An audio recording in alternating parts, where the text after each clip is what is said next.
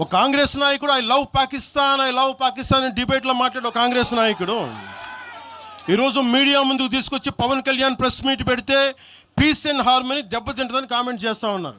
మనల్ని ఎవరు ఆపేది? అంటే వీళ్ళందరికీ ఐ లవ్ పాకిస్తాన్ అంటే వీళ్ళకి అసలు లోపటి నుంచి మొత్తం కదులుతూ ఉంటాయి అందరికీ. అంటే ప్రెస్ మీట్ పెడితే పీస్ అండ్ హార్మనీ, మీరు ఐ లవ్ పాకిస్తాన్ అంటే it's okay. When I want do press addressing then it's an issue for you. Law and order issue అది.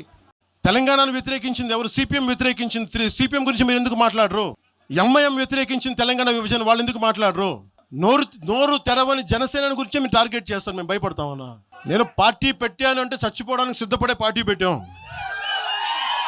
ఇప్పుడు కాంగ్రెస్ నాయకులకు ఒకటే చెప్తున్నా, రాహుల్ గాంధీ గారు కానీ ప్రియాంక గాంధీ గారి దక్షిణ భారతంలోకి వచ్చి వైనాడులో పోటీ చేయొచ్చు.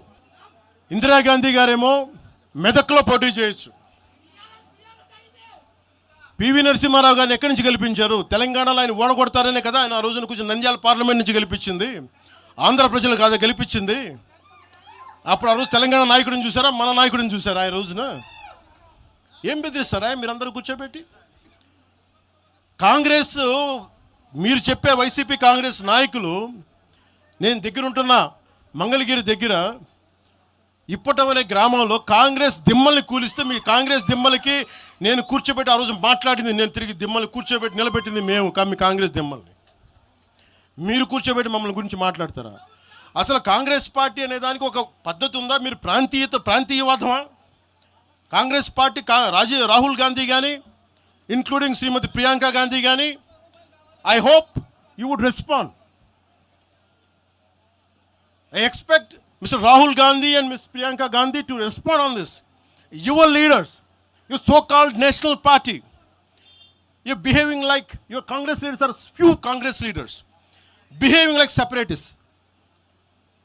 And Meeru, again you want to come into Andhra Pradesh and your Congress has to be there. You wanted to be there. What a contradiction. What a hypocrisy. ఏమి హిపోక్రసీ మీకు? ఎక్కడికి పోతాం? ఈ లెక్కలు అసలు భారతదేశంలో ఎవడైనా ప్రతి రాష్ట్రానికి వెళ్ళిన పాస్పోర్ట్లు తీసుకొని పోవాలా?